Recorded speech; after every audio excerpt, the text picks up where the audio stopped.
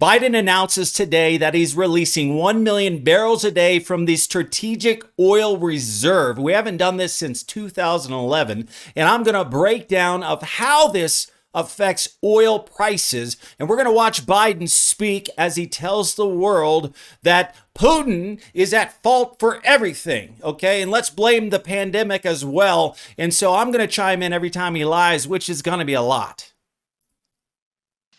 Putin's war is imposing a cost on America and our allies and democracies around the world. Today, I want to talk about one aspect of Putin's war that affects and has real effects on American people. Putin's price hike that Americans and our allies are feeling at the pump. So first off, Joe, Putin's price hike, nice little term, nice little narrative that you're pushing on the American people to believe that it is Putin's fault for these gas prices. Listen, okay? When Trump was in office, we were producing 13 million barrels a day. We averaged 50 something dollars a barrel over 4 years. When you destroy American oil and gas, oil prices tend to go up. Gas is a byproduct. Gasoline for your car, if you didn't know this, is a byproduct from oil. And so now we're going to beg OPEC, Saudi Arabia, for oil, and they're not taking your phone call anymore. That's why oil prices are higher, Joe. But to end this era of dependence and uncertainty and to lay a new foundation for true and lasting American energy independence. Parenthetically, just imagine if, in fact, Europe didn't. We were already energy independent, Joe, and then you took over. And look what happened. Now we're having to rely on Russia and OPEC for oil again. Have to count on Russian oil. If they were energy independent, it would change the nature of so much. The problem we're facing with gas prices has two roots. First, the pandemic. When COVID struck, demand for oil plummeted, so production slowed down worldwide. Because of the strength and the speed of our recovery, demand for oil shot back up much faster than the supply. Joe, we went from a demand of 99.7 million barrels a day down to 90 million barrel a day demand because of COVID. Okay, so oil demand did not plummet. When you shut down the whole world, yes, of course, but it was only by 700,000 barrels of oil.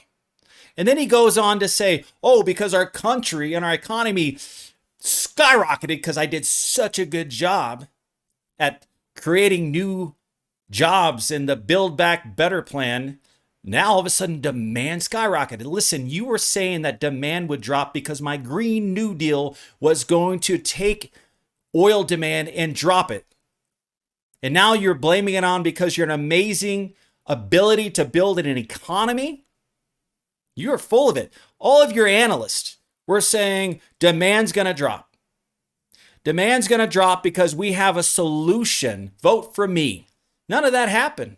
And then what happened? Oil prices skyrocketed because you're destroying oil, American oil. That's why the cost of gas began to rise last year. The second root is Vladimir Putin. The start of this year, gas was about $3.30 a gallon. Today, it's about averaging $4.20, $4.22. It's higher in many states. Nearly $1 more in less than 3 months. The reason for that is because of Putin's war. And now many people are no longer buying Russian oil around the world. I banned the Russian import of oil here in America. Republicans and Democrats in Congress called for it and supported it. So here he goes again, blaming the gas hike on Putin himself because of the war. Listen. We were producing 13.2 million barrels a day, and then we dropped to around 11 million. You don't lose 2 million barrels a day of production, U.S. production, without gas prices going up. In addition to that, the demand for oil continues to rise. Gasoline is not the only reason for oil. Plastic. Our plastic usage is skyrocketing. Listen, he's trying to replace fuel, gasoline, to use for energy. The only thing he's trying to replace is energy. But what about plastic? What about rubber? We use rubber and plastic at levels beyond our imagination. It's growing at a rapid rate. Who's going to replace that? What about lubricants? I mean, a wind turbine without lubricants, that's impossible. That's like having bearings without grease. It's not going to work. Tesla needs grease. Every electric car in the world needs some form of grease. Everything in my home needs grease. My door locks, motors, engines, electronics, everything needs grease. How are we gonna replace that? I mean, he's only focusing on energy, which is completely failed. But nobody's talking about it. But the fruit, he's lying. The fruit is in the prices. You look at oil prices. You look at gasoline prices. You look at the price of energy. Has everything gone up since Biden's stupid green policies? Yes, it has.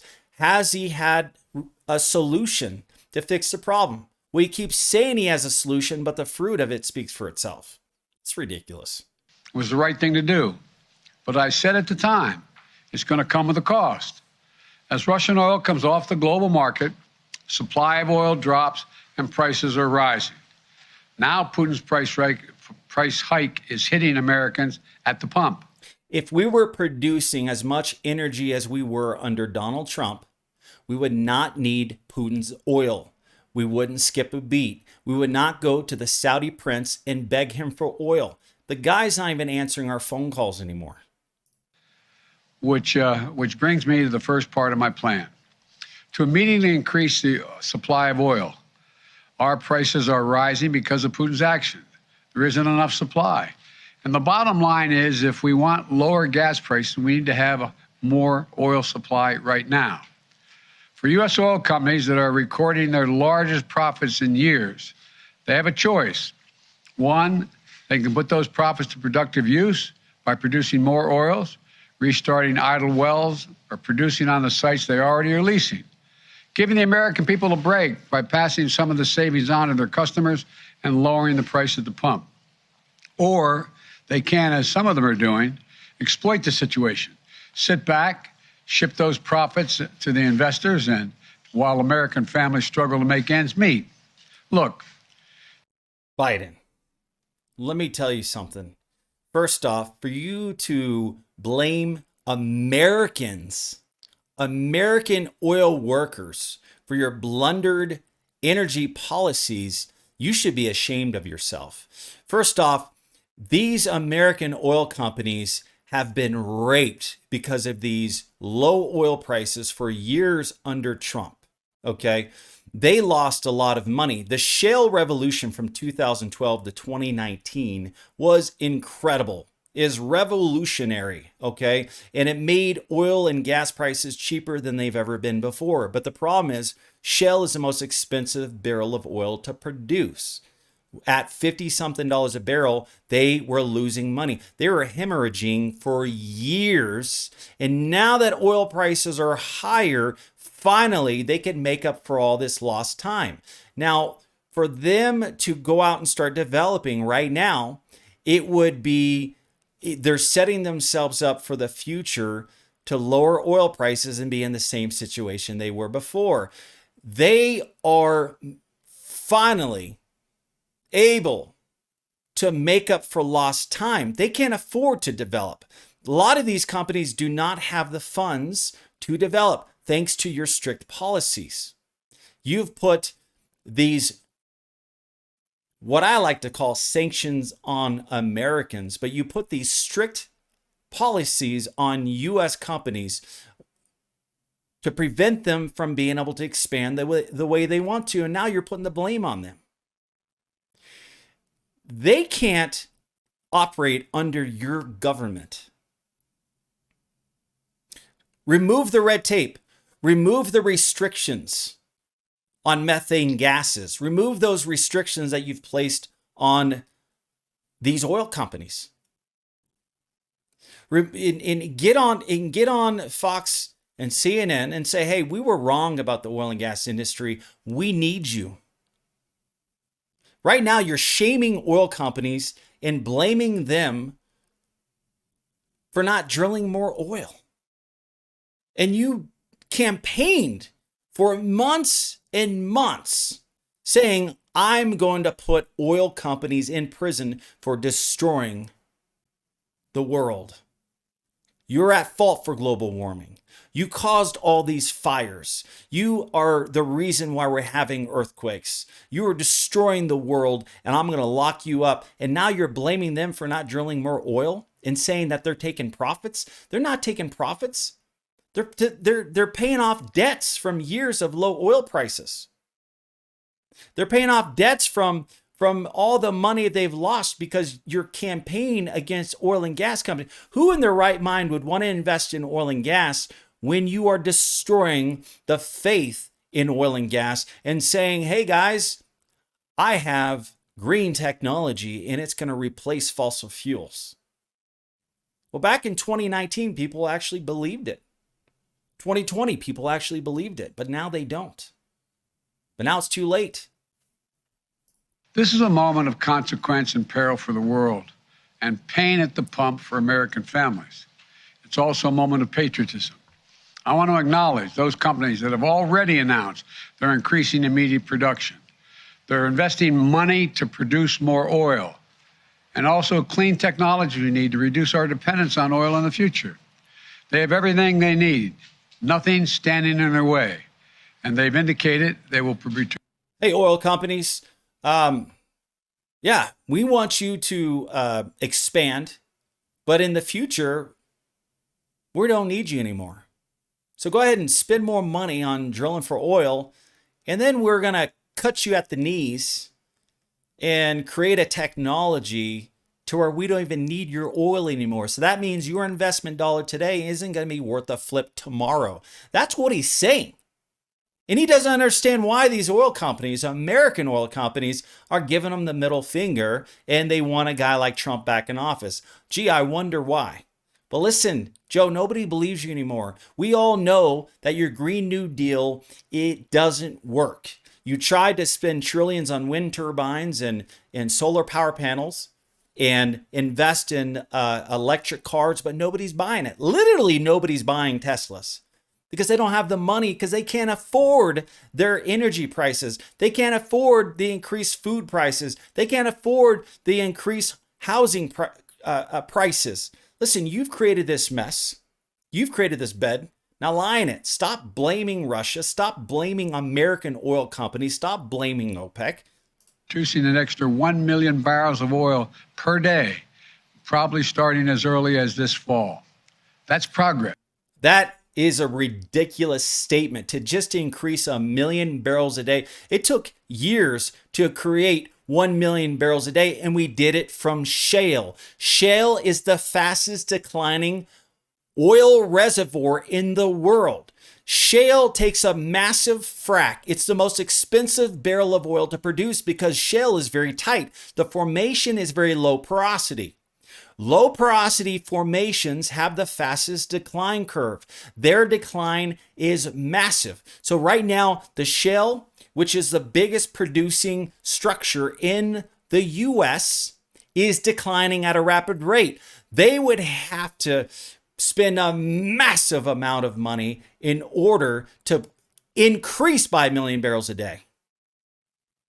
If they just simply spend billions and billions of dollars on developing, you'd be lucky just to maintain the output that we have. We would have to go back to the days of 2012, 13, 14, when we were all pro energy, when we had a president in office that was for oil and gas, but we don't have that anymore. How do you expect the world to back you and the fossil fuel industry when there's an agenda behind the scenes making it harder to develop, making it harder to get financing? I mean, the banks, Royal Dutch Shell just announced, say, hey, we're not funding oil and gas anymore because that's the agenda.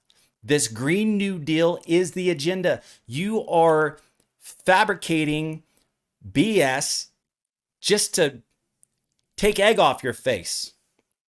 Yes. But some companies have been pretty blunt. They don't want to increase supply because Putin's price hike means higher profits. One CEO even acknowledged that they don't care if the price of a barrel of oil goes to $200 a barrel. They're not going to step up the production. I say enough. Enough of lavishing excessive profits on investors and payouts and buybacks when the American people are watching. The world is watching. I sure hope Hunter is listening to this, Daddy. When people are living lavish lifestyles, okay, and but at least these American oil companies aren't getting paid by China or Russia or Ukraine, okay. They are drilling U.S. oil and paying U.S. oil workers to develop legally to increase oil, so we don't have to send money to Saudi Arabia. We don't have to send money to Russia. Okay, here you go again, blaming U.S. oil companies for your failed energy policies. U.S. oil companies made nearly $80 billion in profit last year. And this year, those profits are expected to continue to soar. This is the time, not the time to sit on record profits. It's time to step up for the good of your country, the good of the world, to invest in immediate production that we need to respond to Vladimir Putin, to provide some relief for your customers, not investors and executives. Look, I'm a capitalist. I have no problem with corporations turning a good profit. But companies have an obligation that goes beyond just their shareholders, to their customers, their communities, and their country. No American company should take advantage of a pandemic or of Vladimir Putin's actions to enrich themselves at the expense of American families. No one should take advantage of a pandemic. I mean, what a hypocrite. You have made billions and billions of dollars through Big Pharma. Big Pharma has taken advantage of a pandemic. Okay, I mean, a pandemic created billions and more money than the American oil companies have made. I just can't believe the hypocrisy in this. Investing those profits in production and innovation. That's what they should do. Invest in your customers. And it isn't just like, it's not the patriotic thing. It is good for your business as well. Right now, oil and gas industry is sitting on nearly 9,000 unused but approved permits for production on federal lands, or more than 1 million unused acres they have a right to pump on. Families can't afford that companies sit on their hands. So here's the deal.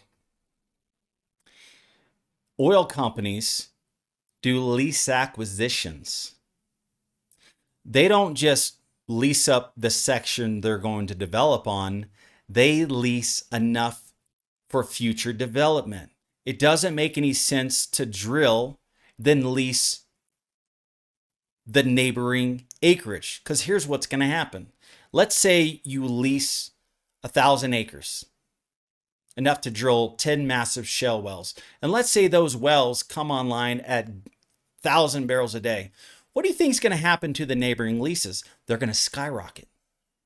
Because now they have proven oil reserves. Now they proved up the lease, and that those leases will skyrocket or be leased even before they even have a chance. What oil and gas company would ever do that? They never do that. And so they lease up all the acreage. And then they drill, and then let's say they don't discover oil. They're not going to go and develop on the surrounding acreage. And so it just sits there because they buy in advance. The lease might last for 2 to 3 to 5 years, okay, before it expires. And so Biden's blamed that on American oil and gas yet again. He's slamming American oil workers while he goes to beg OPEC, while he goes to beg Iran, while he goes to beg other countries for oil when we have American oil and gas here, and he's just slamming them. He's twisting Truth.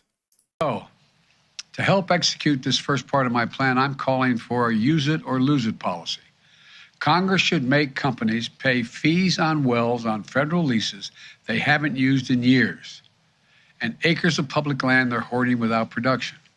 Companies that are already producing from these wells won't be affected, but those sitting on unused leases and idle wells will either have to start producing or pay the price for their inaction. Look. Okay, so that's good news. If you are already producing oil, they cannot come in and affect the cost of that lease. They can't change the original agreement. That's called being held by production. So he can't go against those laws and those rules. Okay. And so otherwise, I mean, we might as well live in China or Russia. Okay. Or Venezuela. Now, here's the deal. He's going to target federal lands that have been leased that are not being developed on.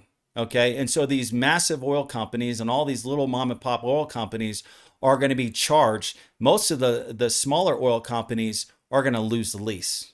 So this gives them another way to take what is not theirs, to take away from oil companies. What do you think is going to happen to oil and gas prices if you increase the cost of leasing? Yet another overreaching federal law to make it even harder for oil and gas companies. And then you blame the oil and gas companies for not developing. The action I'm calling for will make a real difference over time. But the truth is, it takes months, not days, for companies to increase production. That's why the next part of my plan is so important. Today, I'm authorizing the release of 1 million barrels per day for the next 6 months, over 180 million barrels from the Strategic Petroleum Reserve. This is a wartime bridge to increase oil supply until production ramps up later this year. Okay. So this is the big one. Okay. He's releasing 1 million barrels a day for 6 months from the strategic U.S. oil reserves. Now, this would be no different than if I went to all my employees, say, hey guys, we're out of money. So here's what we're going to do. We're going to tap into our savings account with hopes that the future we'll be able to replace what we've lost by increasing more business and then paying back the savings that we took away from. Guys, that never works. It doesn't work for American homes to tap into savings with hopes that in the future they will make up the difference. They got to make twice as much. Guys, he is admitting to the fact that we do not have enough oil.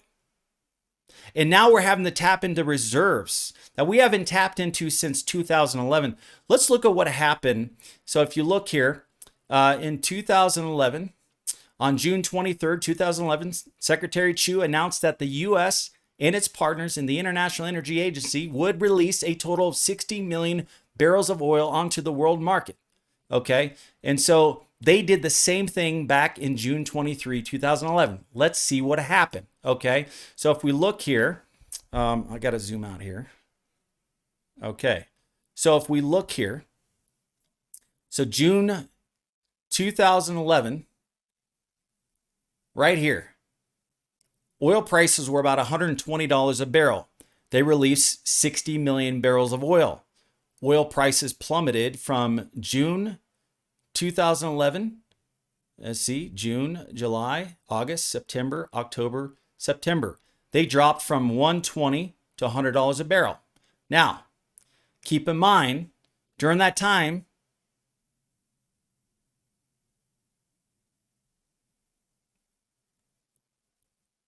now, if you look here,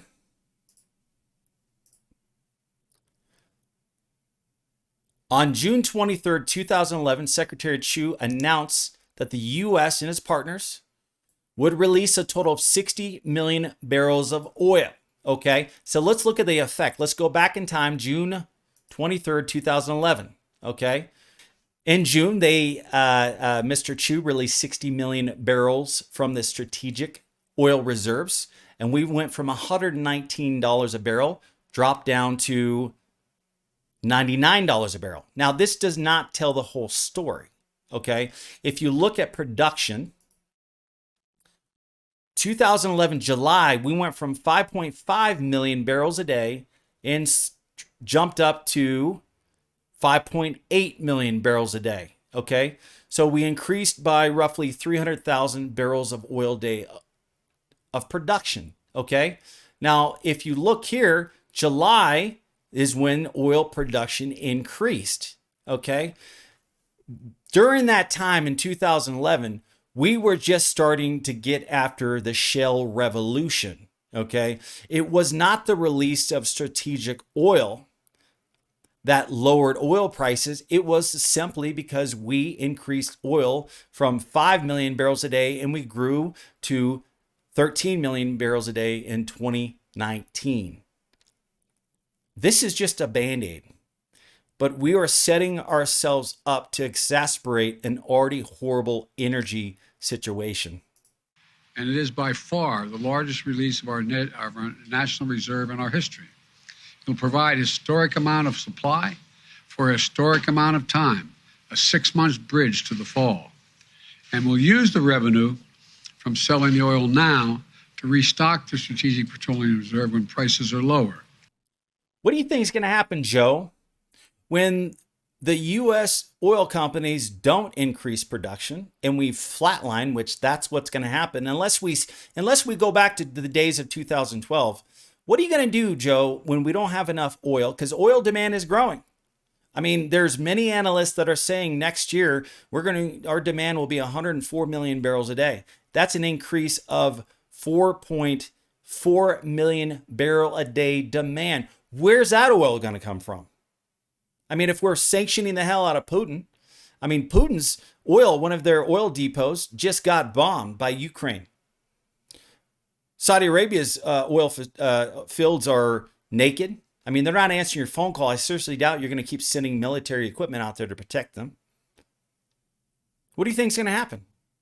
Listen, we're not going to be able to replace the oil that you are releasing. And so this is a band-aid with hopes that by some miracle, America is going to answer your call and produce more oil and gas when you are making it harder.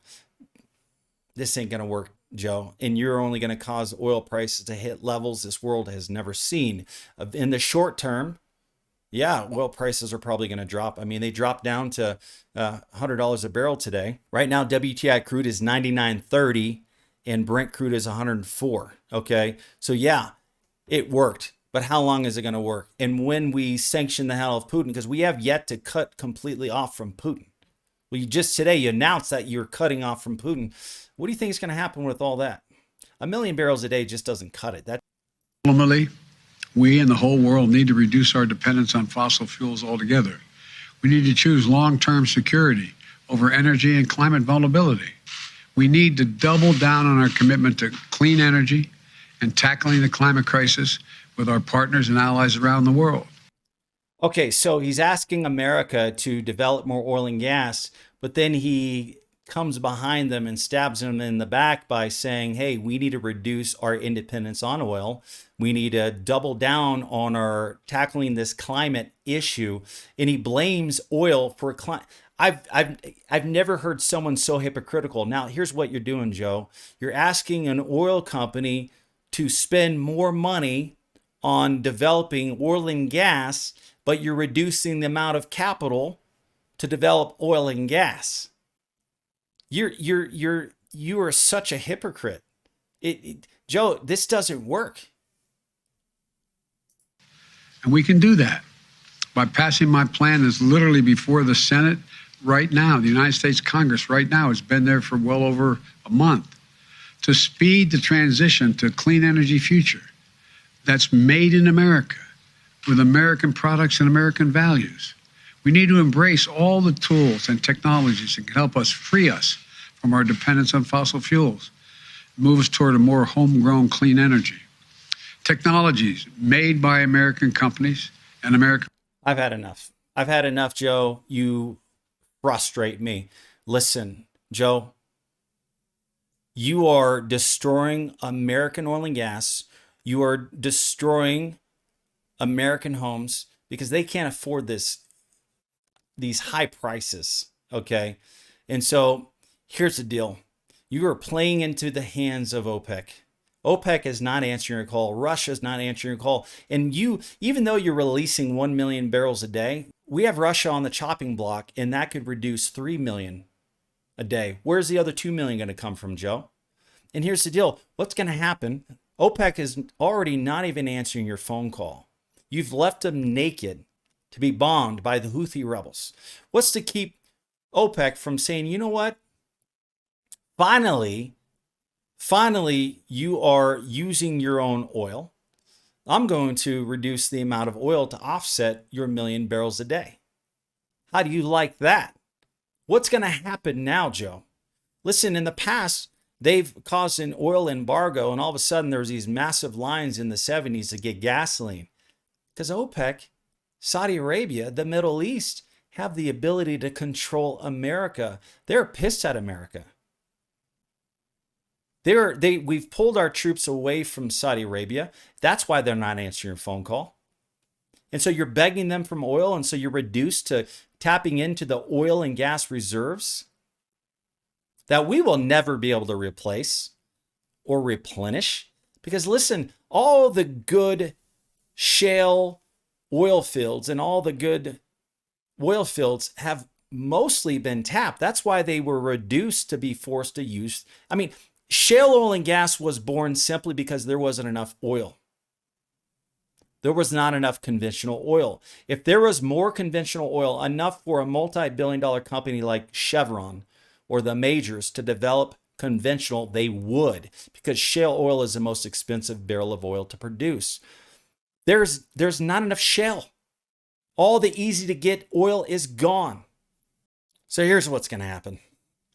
OPEC is probably going to reduce their output or not increase oil output in time. Maybe not this month, maybe not next month, but they're going to offset your 1 million barrels a day. So it's going to be as if you didn't even do it. Houthi rebels are going to continue to drop bombs on key oil facilities. Because why? Because Russia wants oil prices even higher. We all know that Russia is the one pulling the strings for the Houthi rebels. And then we've got Ukraine dropping bombs on oil facilities in Russia. That was just happened today. You have Israel and Iran going toe to toe. Israel is going to attack them where it counts, which is oil. Listen, with wars, with the attacks on American oil, your hypocrisy, we're going to see energy prices drop in the short term. But in the end, it's only going to exacerbate an already horrible situation. I see oil prices going to levels we've never seen before. It's a sad day for America, and it's a sad day for the world because we just empowered OPEC and Russia, Iran. We're putting money in the hands of terrorists. Guys, get ready for a wild, wild ride. I'm Sean Pruitt, president of Kingdom Exploration. If you like this channel, please subscribe, and we'll talk soon. Thanks.